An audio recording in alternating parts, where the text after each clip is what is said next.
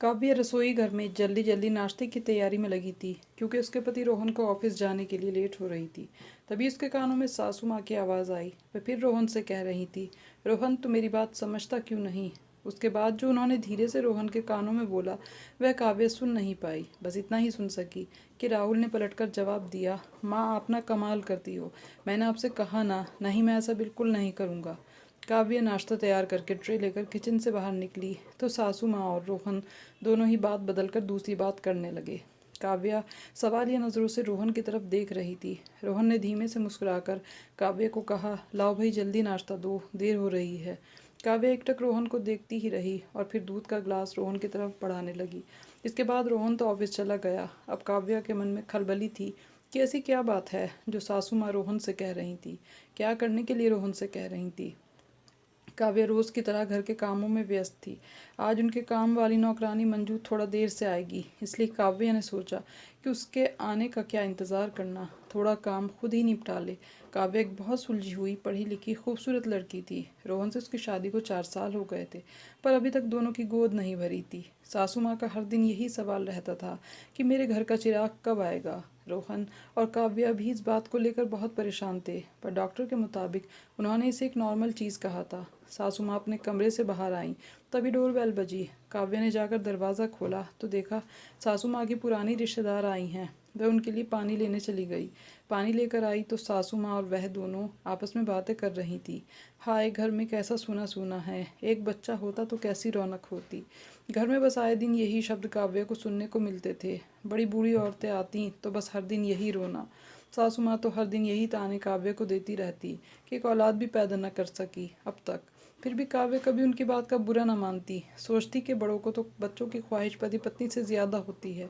काव्य किचन में चाय बनाने लगी तो सासू माँ को अपने रिश्तेदार से कहते सुना, मैं तो अपने रोहन की दूसरी शादी करूँगी ताकि मुझे जल्दी से जल्दी पोता तो मिले। यह सुनकर काव्य के दिल बैठ गया कि सासू माँ ये क्या कह रही हैं। वह चाय लेकर बाहर आई, फिर भी उसने अपने मुंह से एक शब्द न बोला, पर वे बहुत बेचैन हो गई और रोहन के आने का इंतज़ार करने लगी। शाम होते होते रोहन भी आ गया। रात का खाना सबने साथ में खाया। रात को जब सोने के लिए लेटे तब काव्या ने रोहन का सर सहलाते हुए धीरे से पूछा, रोहन क्या मैं तुमसे एक बात पूछ सकती हूँ। रोहन ने मुस्कुराते हुए कहा, हाँ काव्य पूछो, क्या बात है, आज मुझे तुम्हारा चेहरा भी उतरा उतरा सा लग रहा है। तब काव्य ने कहा, रोहन माँ जी तुम्हें सुबह क्या कह रही थी। तब रोहन ने एक लंबी सांस ली और काव्य के बालों को सहलाते हुए कहा, तुम टेंशन मत लो, ऐसी कोई ख़ास बात नहीं है। फिर काव्य ने कहा, नहीं रोहन, बात तो कुछ है ना। दोपहर में माँ जी को कहते सुना था अपनी एक रिश्तेदार से कि वह तुम्हारी दूसरी शादी कराना चाहती हैं। क्या माँ ने तुमसे इस बारे में कोई बात नहीं की। रोहन खामोश हो गया और फिर बोला, तुम क्यों परेशान होती हो, क्या उनके कहने से मैं दूसरी शादी कर ही लूँगा। फिर काव्य बोली, रोहन क्यों ना एक बार फिर से डॉक्टर से बात करें, शायद कुछ हो जाए। रोहन ने काव्य को समझाते हुए कहा, काव्य पगली हो क्या मैं सच में दूसरी शादी कर ही लूँगा। मैं ऐसा हरगिज़ नहीं करूँगा। मेरी इस जन्म में तो क्या किसी भी जन्म में कोई और पत्नी हो ही नहीं सकती। सिर्फ तुम ही मेरी काव्या हो, तुम ही मेरी पत्नी हो और तुम ही रहोगी हमेशा हमेशा। और दूसरी बात यह है कि जब कोई प्रॉब्लम है ही नहीं तो फिर डॉक्टर की रिपोर्ट्स में भी आ गई है, तो फिर क्यों बार बार डॉक्टर के पास जाएं। तुम इंतज़ार करो, किस्मत हम पर जल्दी ही मेहरबान होगी और टेंशन बिल्कुल भी मत लो। अगली सुबह माँ जी का फिर से वही फरमान, पर रोहन ने फिर से मना कर दिया। अब तो रोज़ रोज़ सासू माँ और रोहन में यही तकरार होने लगी। आखिरकार सासू माँ भी ज़िद पर अड़ गईं और उन्होंने खाना पीना छोड़ दिया कि मुझे किसी भी हाल में रोहन की दूसरी पत्नी चाहिए। इधर काव्या का डर के मारे बुरा हाल था, उधर रोहन बहुत टेंशन में था। पर माँ जी ना कुछ खाती थी ना पीती थी। सुबह से शाम हो गई, शाम से रात और फिर अगली सुबह। रोहन नाश्ता लेकर अपनी माँ के पास गया और प्यार से उन्हें समझाने की कोशिश की, पर पाजी के तो तेवर ही बहुत थे। उन्होंने थाली को दूर पटक दिया और कहा, ले दे के मेरा एक ही बेटा है तू, अगर तेरा ही वंश आगे नहीं चला तो मैं ही जी के क्या करूँगी। अगर तू चाहता है मैं ज़िंदा रहूँ तो तुझे दूसरी शादी करनी ही होगी, ताकि मेरी गोद में जल्दी से जल्दी मेरा पोता आ सके। इधर रोहन अपनी पत्नी के बारे में सोच रहा था और उधर उसकी माँ की हालत बिगड़ती जा रही थी। लाख कोशिशों के बाद भी जब वह ना समझी तब रोहन ने हथियार डाल ही दिए और वह शादी के लिए राज़ी हो गया। रोहन की हाँ होते ही काव्या का रो रो के बुरा हाल था। उसने अपना सामान पैक किया और अपने घर के लिए जाने लगी। रोहन ने उसको रोका, पर काव्या बोली, रोहन जब मेरी जगह तुम किसी और को दे ही रहे हो तो फिर इस घर में मेरी क्या ज़रूरत रह जाती है। और वह रोहन का हाथ झटक कर चली गई। अगले ही दिन रोहन की माँ ने अपने घर में काम करने वाली नौकरानी मंजू से रोहन को विवाह का आदेश सुना डाला। तो रोहन बोला, माँ मेरी काव्य तो जा ही चुकी है, ये शादी मेरे लिए कोई मायने नहीं रखती, आपको जो करना है करो। और अगले हफ्ते रोहन का विवाह नौकरानी मंजू से हो गया। मंजू की तो जैसे लॉटरी ही लग गई। कहाँ उसे घर की नौकरानी थी और कहाँ अब वह मालकिनों की तरह से रहने लगी। उसे घर में तो पहले ही धन दौलत की कोई कमी नहीं थी। फिर यूं ही दिन गुजरने लगे। रोहन की माँ भी दिन गिनने लगी कि कब नई बहू उन्हें पोता आने की खुशखबरी देगी। और शादी के 1 महीने बाद ही नौकरानी मंजू ने उन्हें पोता आने की खुशखबरी दे दी। अब रोहन की माँ तो फूली नहीं समा रही थी। वह दिन गिनने लगी कि कब उनकी गोद में उनका पोता खेलेगा। धीरे धीरे समय गुजरा और नौकरानी मंजू ने एक बेटी को जन्म दिया। इस पर भी रोहन की माँ बहुत खुश हुई कि चलो कोई बात नहीं, अगली बार बेटा हो जाएगा। अब बेटी तो हो गई ना। पर नौकरानी मंजू बोली कि ये मेरी बेटी है, मैं तुम्हें इसे गोद में एक ही शर्त पर दूंगी, जब तुम अपने घर की सारी प्रॉपर्टी और घर मेरे नाम करोगे, वरना इस पर आपका कोई अधिकार नहीं है। रोहन की माँ तो खड़ी की खड़ी रह गई। वह बोली, ये क्या कह रही है मंजू।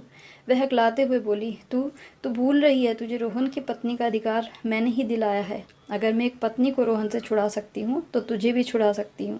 तो मंजू बोली कि वह काव्या थी, ये मैं हूँ, इतना आसान नहीं है। अब रोहन की माँ बड़ी परेशान थी कि क्या किया जाए। वह घर आई तो रोहन बोला, मैंने आपको कितना समझाया था माँ कि मत करो ऐसा, पर आपने मेरा हंसता खेलता घर तोड़ दिया, मेरी काव्या को मुझसे दूर कर दिया। रोहन की माँ भी पछता रही थी कि ये सब क्या हो गया। पोती की चाह में उन्होंने एक नागिन को अपने घर में पनाह दे दी। तभी डोरबेल बजी। रोहन ने दरवाज़ा खोला तो सामने देखा काव्य खड़ी है। रोहन काव्य को देखकर बहुत खुश भी हुआ और आश्चर्यचकित भी हुआ और बोला, काव्य तुम कैसे आना हुआ, आओ अंदर आओ। काव्य अंदर जाकर रोहन की माँ से मिली और बोली, माँ जी मिल गया आपको पोता। रोहन ने आपको कितना समझाया था पर आपने एक ना सुनी। मुझे सब पता चल गया है कि मंजू ने आपसे क्या डिमांड रखी है। अब मैं आपको कुछ बताना चाहती हूँ। ये मंजू की जो बेटी है, ये असल में मंजू और उसके बॉयफ्रेंड की बेटी है। ये सारा चक्कर पैसा हड़पने के लिए चलाया गया था, क्योंकि हमारे घर में झगड़े के बारे में मंजू को पता ही था। उसने इस मौके का बहुत फ़ायदा उठाया और आप दोनों को खूब बेवकूफ़ बनाया। मेरे पास डीएनए रिपोर्ट और अस्पताल के सारे पेपर्स हैं और साथ में रिकॉर्डिंग भी है। जो जो बातें मंजू ने अपने बॉयफ्रेंड से की हैं वह सब मेरे पास हैं। रोहन को पेपर्स और रिकॉर्डिंग देते हुए काव्या बोली। सासू माँ की आंखों से आंसू बह रहे थे। वह पश्चाताप के थे या पोता ना मिलने के गम में, ये तो वही जाने। रोहन माँ की तरफ बढ़ा और बोला, माँ अब तक आपकी मनमानी में सह रहा था, आपने जो चाहा वह किया, पर अब आप मेरा भी फैसला सुन लीजिए। मैं आज ही मंजू को तलाक दे रहा हूँ। उसकी बेटी उसी को मुबारक, और ना ही प्रॉपर्टी का 1 रुपया भी उसको दिया जाएगा, और ना ही मैं उसे पत्नी का अधिकार दूंगा। मैं उसे आज ही डाइवोर्स दे रहा हूँ। सुन लिया आपने। और काव्या मेरी पत्नी कल भी थी, आज भी है। और काव्या तुम अब कहीं नहीं जाओगी, तुम यहीं मेरे साथ अपने घर में रहो। सासू माँ सब कुछ चुपचाप सुन रही थी। तभी एकाएक वह काव्या के पैरों में गिर पड़ी और अपने लिए किए की माफ़ी मांगी। काव्या ने एकदम से झुककर उन्हें उठा लिया। अरे माँ जी, मुझे क्यों गुनहगार कर रही हैं आप। मैं तो यहाँ से गई ही इसलिए थी कि मंजू की असलियत पता कर सकूँ, क्योंकि मुझे उस पर पहले से ही संदेह था। जब भी हम कोई बात करते थे वह कान लगाकर सुना करती थी, और अक्सर मैंने उससे मोबाइल पर कुछ बातें करते सुना भी था। तब मेरा शक और भी गहरा हुआ। रोहन, तुम्हें याद होगा जब माँ जी ने खाना पीना छोड़ दिया था, तब तुम बाहर गए हुए थे, मैं किचन में थी। मैं माँ जी के लिए जूस लेकर जा ही रही थी, तभी अंदर से आ रही आवाज़ों से ठिठक कर मैं रुक गई। मंजू माँ जी के पैर दबाते हुए कह रही थी, माँ जी अगर एक शादी करने से औलाद ना हो तो दूसरी शादी से तो औलाद ज़रूर हो जाती है। रोहन जी का विवाह करने में आप देरी ना करें, और उनके लिए नई बहू तो मैं ही आपको बता दूंगी। मैं आपके दिल की हालत खूब अच्छी तरह समझती हूँ। आप तो मेरी माँ के समान हैं, और न जाने क्या क्या उसने खूब पट्टी पढ़ाई थी माँ जी को। है ना माँ जी, सही कह रही हूँ ना मैं। कहा था ना मंजू ने आपसे ये सब, याद आया आपको। पर उस वक्त हालात ऐसे थे कि आपको मेरी किसी बात पर यकीन न होता, और आप यही सोचती कि मैं अपने फ़ायदे के लिए आपसे ये सब कह रही हूँ। खैर, देर आए दुरुस्त आए। अब आपके सामने सच आ ही चुका है, फैसला आपके हाथ में है।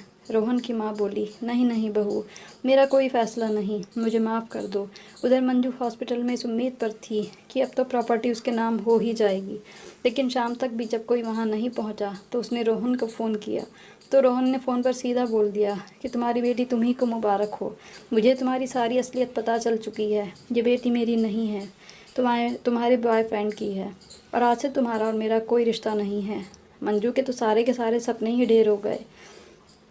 उसने कहा कि मैं तुम्हें डाइवोर्स नहीं दूंगी, तुम्हें अपनी प्रॉपर्टी मेरे नाम करनी ही होगी। तो रोहन बोला, जो करना है करो, मेरी तरफ से तलाक के पेपर तुम्हें पहुंच जाएंगे, और ज़्यादा चालाकी करने की कोशिश की तो सीधा सलाखों के पीछे होगी। इस तरह से मंजू डर गई। उसके बाद रोहन ने मंजू को तलाक और उसका घर काव्या के साथ फिर से बस गया।